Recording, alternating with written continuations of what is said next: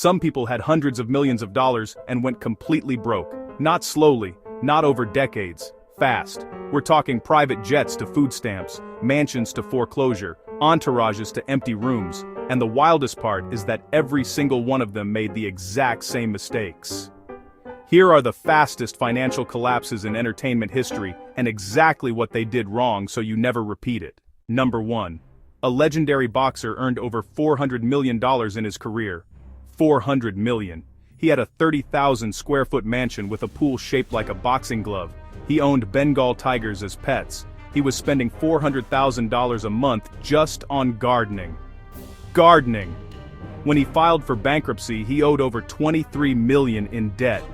How does someone spend $400 million? Simple. No financial advisor. No investments. No savings plan. Just spending. When the paychecks stopped coming, and they always stopped coming, there was nothing underneath. The money was gone because it was never put anywhere that could grow. Number 2. One of the biggest pop stars of the 2000s sold over 100 million records, made hundreds of millions in touring, endorsements, and merchandise, at one point earning over $40 million a year. Then the spending got out of control. A staff of over 200 people, monthly expenses reportedly over $1 million, multiple homes, constant entourage. When the money slowed down, the overhead didn't. That's the trap nobody talks about.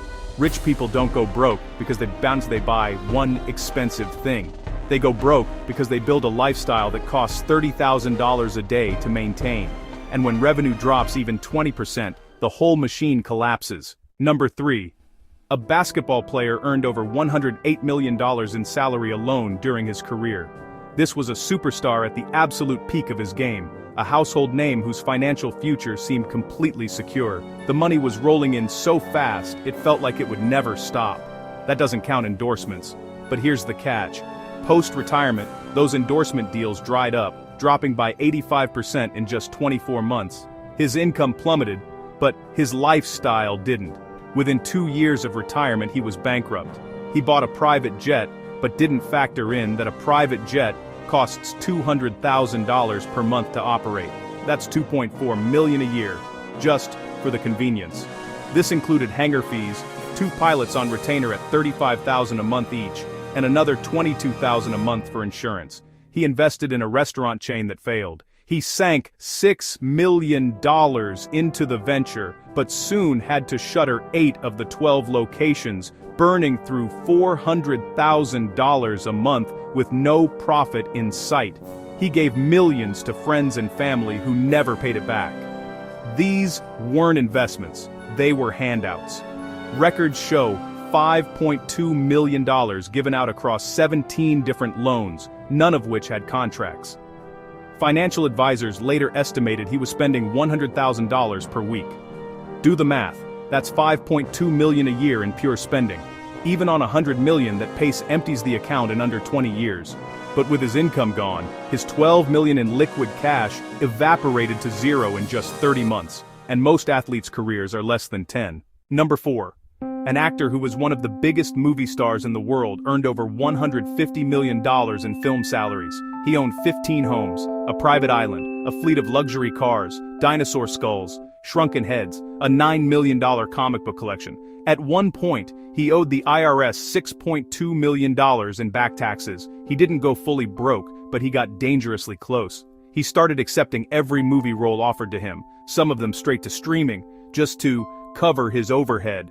A genuine Oscar-winning actor doing 5 movies a year because he couldn't afford to slow down. That's not success. That's a treadmill. Number 5. A music producer was one of the most powerful people in the music industry for over 20 years. He was a cultural force, a hitmaker with a Midas touch, shaping the sound of popular music for a generation, worth an estimated over $700 million at his peak. Multiple record labels. A media empire. Mansions in multiple states. His influence was everywhere, from the charts to the headlines. Then lawsuits started stacking up. Multiple civil actions were filed against him and his companies. With top-tier defense attorneys charging between $1,200 and $1,800 per hour, his monthly legal burn rate quickly hit $3 to $5 million. Legal fees in the hundreds of millions, property seized, bank accounts frozen. The freeze had an immediate operational impact. Payroll was missed.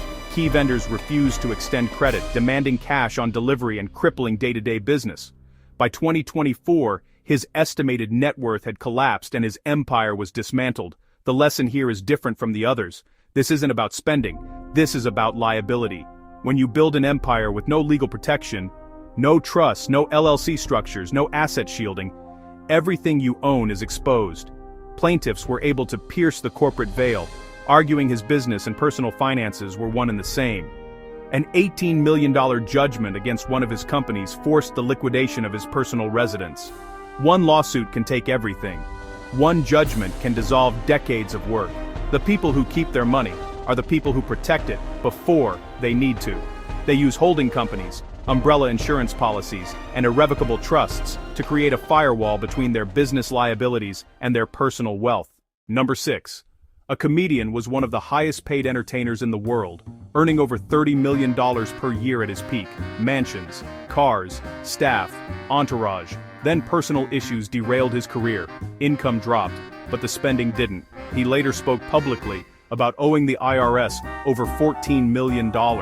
He described paying an enormous monthly overhead with no income coming in and watching the money disappear. He recovered. He's one of the rare comeback stories, but he's been open about the fact that nobody in his circle told him to stop spending.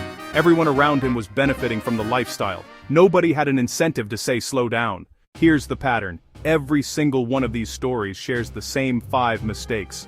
Mistake 1. No separation between spending money and investment money. They treated every dollar as spendable. It was all one big pile. The boxer we talked about, he'd get a multi-million-dollar check for a fight and treat it like a stack of poker chips, handing out cash to his staff right there in the locker room. There was no system. Every dollar that came in was seen as a dollar to be spent. Here's the fix. The 50, 30 to 20 rule for the wealthy. For every $1 million that comes in, 50%, that's $500,000, is automatically transferred into an asset holding account. It never touches the spending account. 30% goes to operations and taxes. The final 20% is for lifestyle. That's the only money you're allowed to touch for spending. Wealthy people who stay wealthy put at least 30 to 50% of every check into assets that grow. Real estate, index funds, businesses. The spending comes from what's left, never from the principal. Mistake 2. Lifestyle scaled with income. When they made 10 million, they spent 10 million. When they made 50 million, they spent 50 million. The pop star's burn rate hit over $1 million in a single month at her peak. That becomes the new normal. The lifestyle always matched the peak, but income is a wave. It goes up and it comes down. The fix is to set your spending cap based on your last 24-month average income, not your best month ever. This smooths out the peaks and valleys, creating a sustainable lifestyle that doesn't bankrupt you when a tour gets canceled or a movie flops. If your spending only knows how to go up, you're guaranteed to go broke eventually. Mistake 3. No trusted financial advisor. Or worse, a financial advisor who is also profiting from the spending. When your accountant is also your friend who flies on your private jet, they're not going to tell you to sell the jet. They have a vested interest in the party continuing. The fix is simple, but non-negotiable. Hire professionals with a legal fiduciary duty to act in your best interest. That means an independent CPA and a separate financial advisor who conduct quarterly audits. No friends, no family. Mistake 4. No legal asset protection. No trusts, no LLCs. No separation between personal assets and business assets. The mogul we discussed learned this the hard way when a single judgment allowed creditors to seize his personal homes. The fix is to build a fortress. Your business operates inside an LLC.